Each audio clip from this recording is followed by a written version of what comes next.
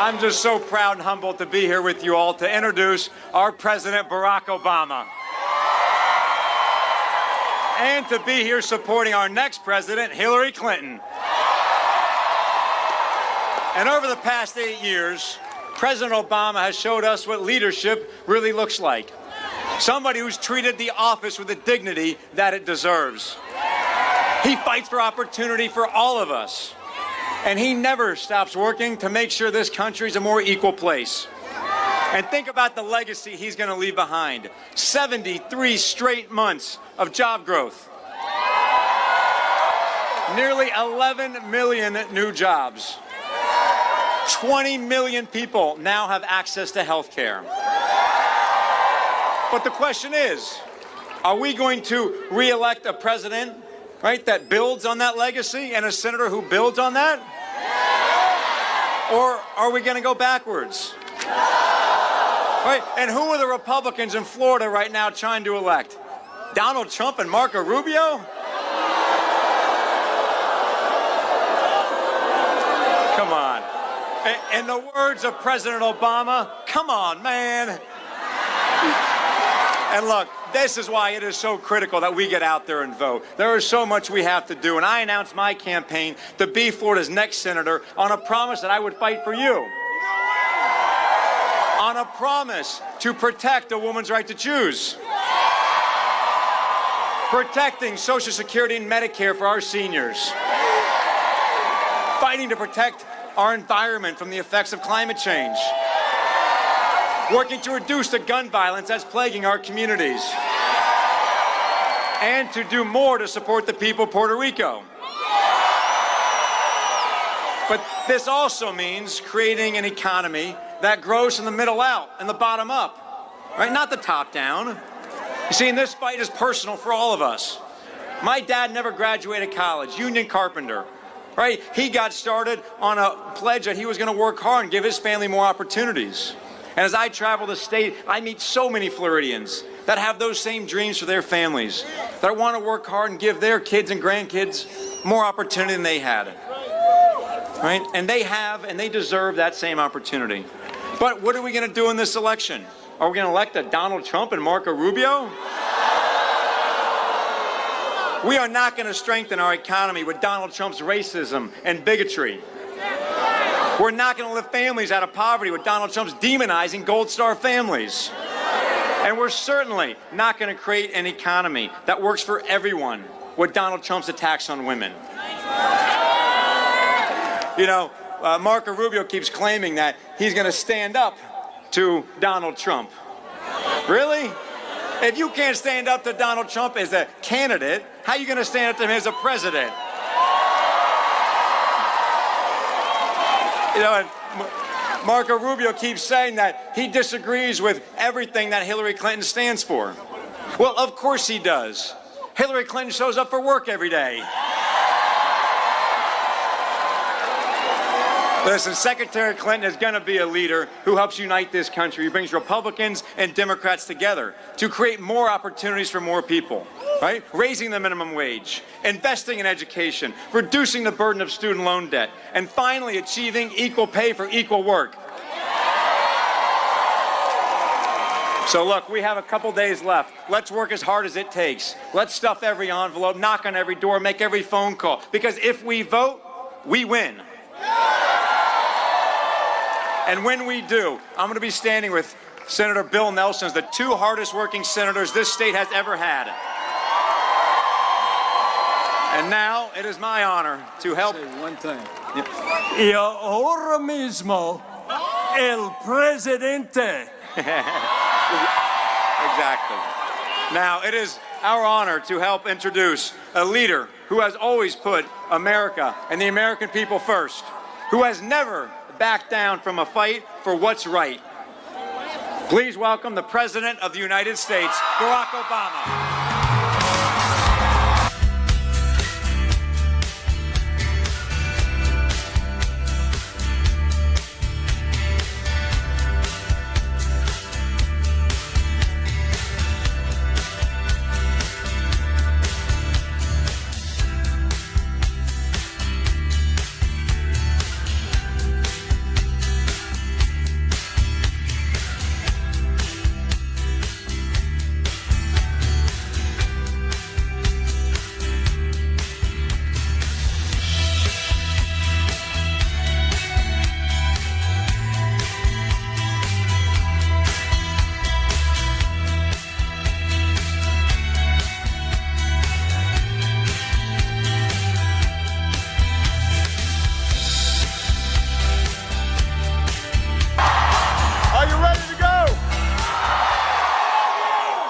have you back. It is good to be back. Couple of people I want to thank. First of all, my favorite and, more importantly, Michelle's favorite. Give it up for the great Stevie Wonder. I was going to come up and sing with Stevie, but Stevie explained that this was designed to get votes, not lose votes, so we decided not to do that. I also want to thank one of the finest public servants Florida's ever known and one of the greatest senators in the country, Bill Nelson. And I want to thank your next United States Senator, Patrick Murphy.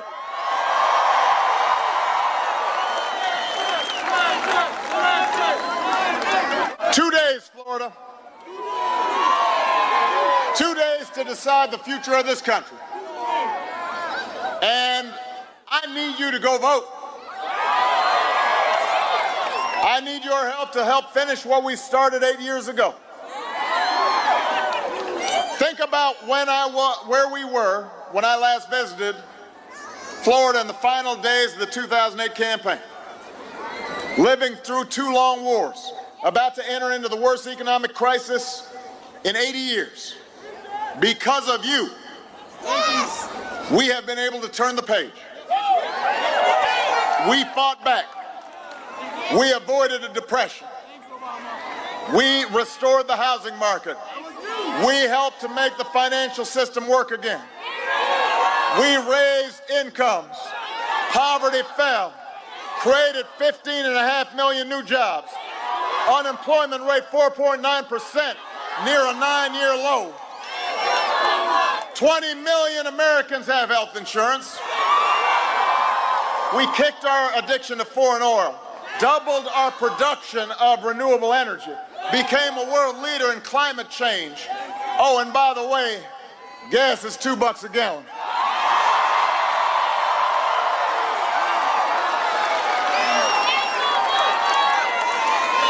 We brought home more of our men and women in uniform. We took out Osama bin Laden.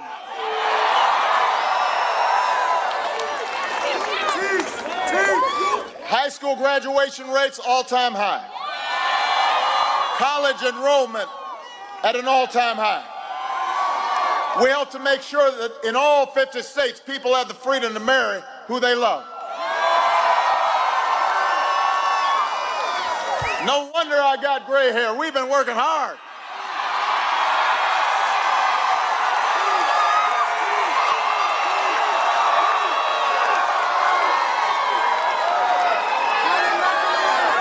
And most of all, over these last 8 years, as I've traveled all across 50 states, as I've traveled to Puerto Rico, as I've traveled all around the country, I've seen what has made America great.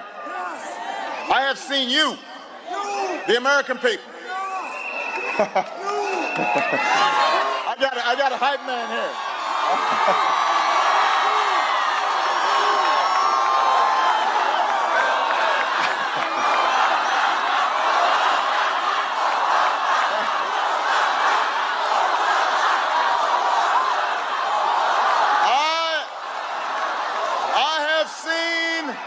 Americans of every party and every faith who know that we are stronger together. Doesn't matter whether you're young or old, men or women, black, white, Latino, Asian, Native American, folks with disabilities, gay, straight, all of us are pledging allegiance to the red, white, and blue. All of us trying to make life better for our kids and our grandkids and generations to follow. And I will tell you there is only one candidate in this race who has devoted her life to lifting up that better America, and that's the next president of the United States, Hillary Clinton.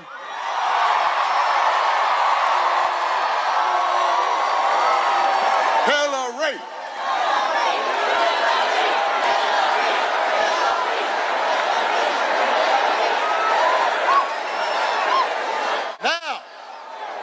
Here's the thing, though, Florida.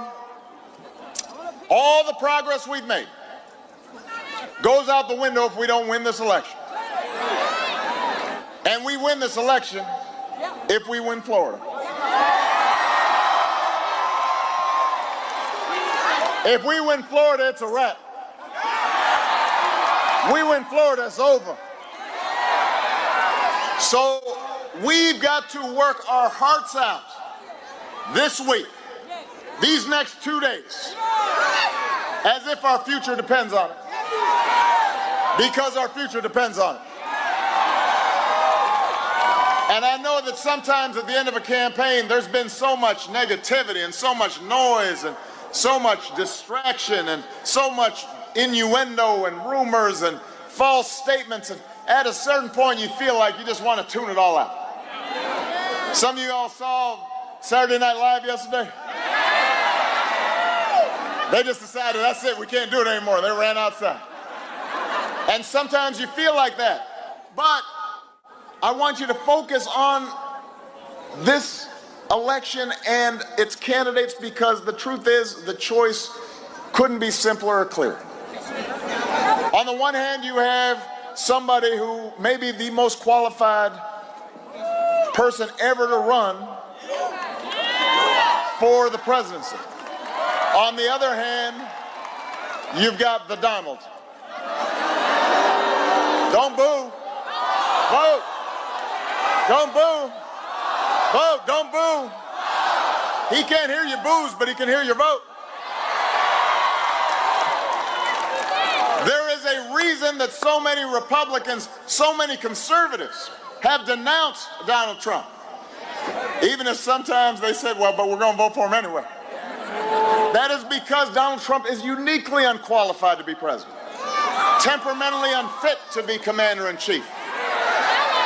Look, if you want to keep our military the greatest fighting force in the world, if you want America to be strong and respected around the world, we cannot have a commander-in-chief who suggests that it's okay to torture people or to ban entire religions from our country or insults POWs or attacks a Gold Star mom or talks down our troops. Even a Republican senator said we cannot afford to give the nuclear codes to somebody so erratic. Think about that. We're talking about somebody who has the nuclear codes if they're elected president. Now, you may have heard that this was just announced. I just read it, so I can't confirm it's true, but apparently his campaign has taken away his Twitter. In the last 2 days, they had so little confidence in his self-control, they said, we're just going to take away your Twitter. Now, if somebody can't handle a Twitter account, they can't handle the nuclear code. If somebody starts tweeting at 3 in the morning because SNL made fun of you, then you can't handle the nuclear codes. If you believe that America's stronger when everybody does their part and everybody pays their fair share, then you can't have the first candidate in decades who refuses to release any tax returns, who hasn't paid his federal income tax in years, who stiffs small businesses who've done work for him, stiffs workers who've done work for him. That's not being a champion of working people, that's exploiting working people.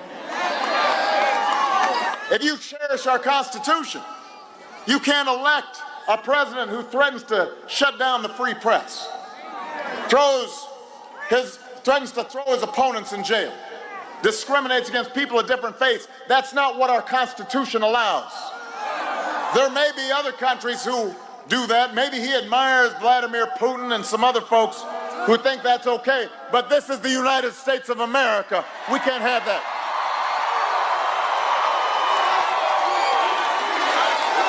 USA. USA. USA. We believe in the Constitution here in the United States of America. We believe in the Bill of Rights. Sí se puede. If you believe that we're stronger together, we cannot elect a president who vilifies minorities, who mocks Americans with disabilities, who calls immigrants criminals and rapists. We can't elect a president who brags that because he's famous, he can get away with stuff that looks like the definition of sexual assault, or calls women pigs and dogs and slobs, grades them on a scale of 1 to 10. I've got 2 daughters, and they are magnificent because my wife is magnificent. And we've taught them that they can do anything a man can do and then some. And our friends who have sons have taught their sons to respect women and respect girls and judge them on the content of the character, not what they look like, and not to demean them and put them down. That's what I want whoever's in the Oval Office to do, is to help show all our girls, all our boys, what it means to respect women. So this election should not be a close choice. And the fact that, look, let's admit it, there are people who are supporting this other guy is an indication of the degree to which stuff that's not normal, people have been treating like it's normal. Yes, Mr. President. I mean, we hear people justifying some of this comment, some of his comments. Hold on a second. Wait, I love you too, but hold on 1 second. We hear people saying that somehow it's okay because he doesn't mean it. Or they say, well, this is just locker room talk. Or they say, well, yeah, what he says is terrible, but, you know, once he gets in office, it'll be different. Let me tell you something. I've been in this office now almost 8 years. And here's what I can tell you. Here's what I can tell you. Who you are, what you are does not change when you take office. It just magnifies who you are. It just shines a spotlight on who you are. If you disrespect women before you became president, you'll do so once you're president. If you accept the support of Klan sympathizers before you're president, then you'll accept their support after you're president. If you disrespect the Constitution when you're running for president, then you were even more likely to disrespect it even when you swear to uphold that Constitution when you take the oath of office. Look, I am a proud Democrat, but we're not Democrats or Republicans first, we're Americans first. I've got Republican friends. They don't think or act the way he does, which is why they're not planning to vote for him. Our values are at stake. You know, just a little example. I was in Fayetteville. Some of you may have seen this. It was a packed hall, and a Trump supporter stood up with a sign. He was an elderly gentleman. Had a military uniform on. I couldn't really hear what he was saying. And everybody in the crowd started shouting him down and booing. And I said to everybody, you know what, just settle down. First of all, he's not doing any harm. Second of all, he's elderly. Third of all, we have free speech in this country.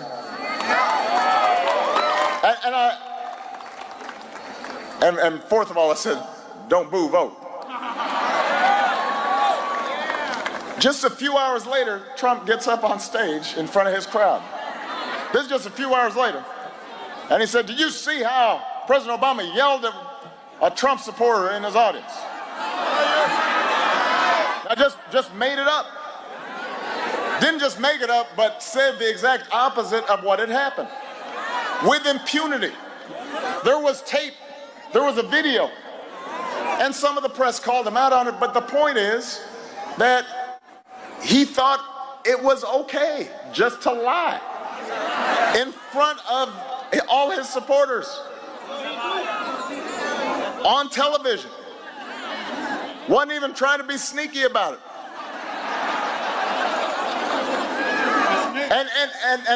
But that says something about how unacceptable behavior has become normal. And that's why he is uniquely unqualified to hold this job. And the good news is all of you are uniquely qualified to make sure he doesn't get the job. Florida, you just got to vote. And the good news also is you don't have to just vote against somebody. You got somebody to vote for. You got somebody who's worthy of your vote. Because she is smart, and she is steady, and she is tested. Probably the most qualified person ever to run for this office, our next president, Hillary Clinton.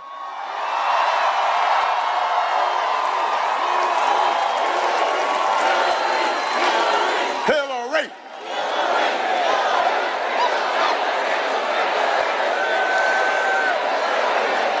This is somebody who's dedicated her life to making this country better. Think about how she got her start. While Donald Trump and his developer dad were being sued by the Justice Department for denying housing to African-American families, Hillary was going undercover from school to school to make sure minority kids were getting equal education. She has not stopped fighting for justice and equality ever since. Her heart's in the right place, works hard every day. I know. I ran against her, and it was tiring because she worked so hard. I benefited from it because she came to work for me and she was there in the room when we were making tough decisions, when we were deciding whether to go after bin Laden. She circled the globe tirelessly as Secretary of State, earned the respect of world leaders. Her efforts weren't always flashy. Folks didn't always appreciate them here at home, but she made me a better president. She made this country stronger. She understands the challenges we face. And by the way, when things don't go her way, she doesn't whine, she doesn't complain, doesn't talk about things being rigged, just works harder, comes back stronger, come back better. She's like the Energizer Bunny. She just like keeps on going. She will be an outstanding president, especially if she gets some help, which is why you got to also vote for Patrick Murphy for United States Senate.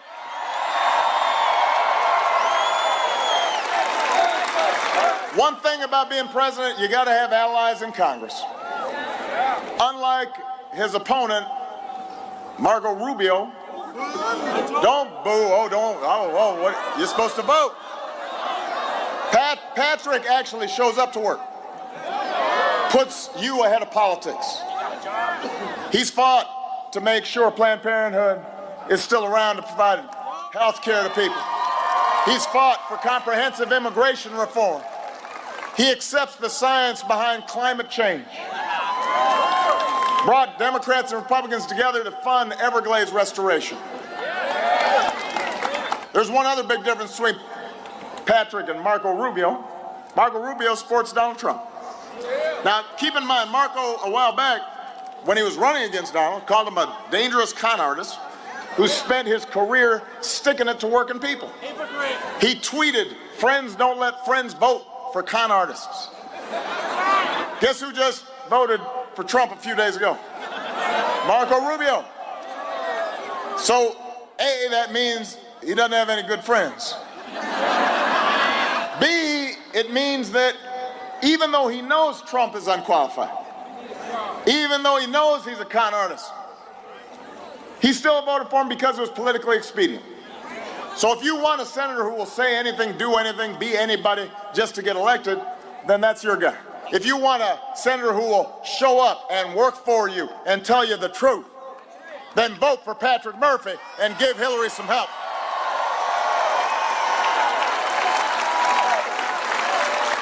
It's not enough just to vote for Hillary. You can't stick her with a Republican Congress that behaves the way they've been behaving with me. I mean, we were about to go into a Great Depression. By the way, because there had been a Republican administration that had created a whole bunch of problems, we were coming in to clean it up. And they refused to lift a finger, said no to everything we said we would do. And now they want to take credit for like the auto industry being saved. No, they weren't there. They said no. Run back the tape. Instead, what they've done is to practice unprecedented dysfunction in Washington. And they say now that they're going to do the same if Hillary wins, promising years of hearings, years of investigations, years of shutdowns, more obstruction, more repeal votes. You know, Marco Rubio said he would not have supported the nomination of Supreme Court Justice Sonia Sotomayor, an outstanding jurist, first Latina on the bench,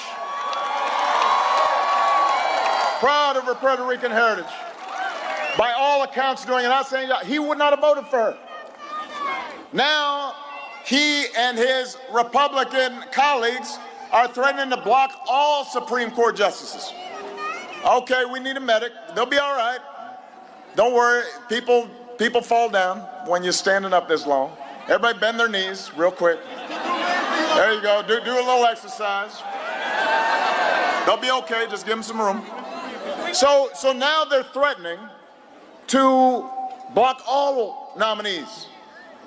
And they're suggesting they might impeach Hillary. They don't know what for yet, but they're thinking about it. You know what? That's not how this democracy is supposed to work. If a Democrat was threatening to do that, I would say that's wrong. It's not any better when a Republican decides to do it. Gridlock is not some mysterious fog that descends on Washington. It's not both sides being equally wrong. Gridlock has been happening because you got folks like Marco Rubio who decide to oppose anything that's good for the country if a Democrat opposes it. You want some more endless gridlock? Vote for Republicans. You want an America that can do better, that can put people back to work, that can make sure that young people can go to college, that can provide child care for the single mom, that will raise the minimum wage, that will make sure that we've got paid family leave, then you need to vote for Democrats up and down the ticket. You got to vote for Hillary. You got to vote for Patrick. People who will put you ahead of politics, who are ready to do work and move this country forward. So here's the bottom line. Here's the bottom line. There is something more fundamental at stake in this election than any policy, any plan. It's about the character of this country. Who are we? What do we stand for? What do we project around the world? When Hillary was young, her mom taught her the Methodist Creed. Do all the good you can for all the people you can in all the ways you can for as long as you can. That's what she believes. That's the idea she believes she can summon from all of us in this country. That's what America's about. You know what makes America great? The reason people from all around the world have looked up to us and want to come here, it's not because of the size of our military. It's not because of our wealth. It's because this country was founded for the sake of an idea. We hold these truths to be self-evident, that all men are created equal, that we are endowed by our Creator with certain inalienable rights. You don't have to be born into wealth and privilege in this country to succeed. You don't have to look a certain way or have a certain last name to be able to provide for your family. That's what drove patriots to fight a revolution. That's why our GIs fought fascism and communism. It's what gave women the courage to reach for the ballot, marchers to cross that bridge in Selma, workers to organize for collective bargaining and better wages. That's what makes America exceptional and great. It's not about what somebody on high will do for us, it's what we do together. From the bottom up. Citizens, self-governing, helping to move this country forward, and Hillary understands that. She knows our democracy is big, it's diverse. We don't demonize each other all the time. Progress requires compromise. She knows that. She knows that none of us are perfect, not even presidents. But we should try to conduct ourselves with the basic values of decency and courtesy and dignity and respecting other people and being big-hearted and knowing that if this country has given you so many breaks, you should give something back. That we should look out for all kids, not just our own kids. So I know a lot of you may be cynical or fed up about politics, and this election's been a tough one. But You have the power to reject the mean-spirited politics that would take us backwards. The most important office in a democracy isn't president, it's citizen. You have the chance to make sure that this country goes in a better direction. You have the chance to elect somebody who spent her entire life believing in this democracy. You have the chance to elect the first female president, an example for our daughters and our sons. You have the chance to shape history. Don't let that chance slip away. Don't fall for those who tell you your vote doesn't matter. Don't fall for this idea that all politicians are the same. They're not. None of them are perfect, but they're not all the same. Some of them are a lot worse. Some of them are better. Some of them will look out for you. Some of you, well, I can't say what they'll do to you. So if you've been marching for criminal justice, you got to have a president of Congress who actually wants to disrupt the pipeline from underfunded schools to overcrowded jails. If you've been marching for the environment, you got to have a president of Congress that believes in science and will protect this planet. If you want more good jobs and a higher minimum wage, you can't just sit there and complain. You got to vote. If you care about immigration reform or helping Puerto Rico get back on its feet, you got to vote.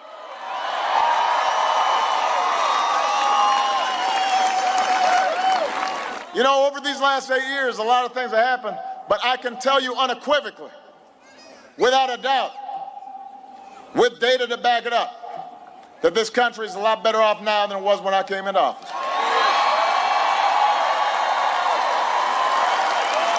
I can prove it. The numbers don't lie. And so I want you to understand that that would not have happened had it not been for the votes you made back in 2008. Wouldn't have happened had it not been for the votes that you made in 2012. You have proof that your vote matters. And I may not be on the ballot this time, but everything we've done's been on the ballot. Justice is on the ballot. Fairness is on the ballot. Looking after working people's on the ballot. Higher wages is on the ballot. Protecting the environment's on the ballot. Treating people fairly is on the ballot. Civil rights is on the ballot. Our democracy is on the ballot. Hillary Clinton, she'll build on the progress we made, but you have to vote. Then you got to get your friends voting, your cousins voting, your neighbors voting, your co-workers voting. Cousin Pookie's got to get him off the couch. He's got to vote. And when you vote, America's transformed. When you vote, we cannot lose. When you vote, we reject fear. When you vote, we embrace hope. Choose hope. Choose hope. Choose hope. Choose hope. Choose hope. Vote. Vote. Elect Hillary Clinton. Elect Patrick Murphy. Let's continue this amazing journey that we started and show the world why America's the greatest nation on earth. I love you, Florida. Let's finish the job.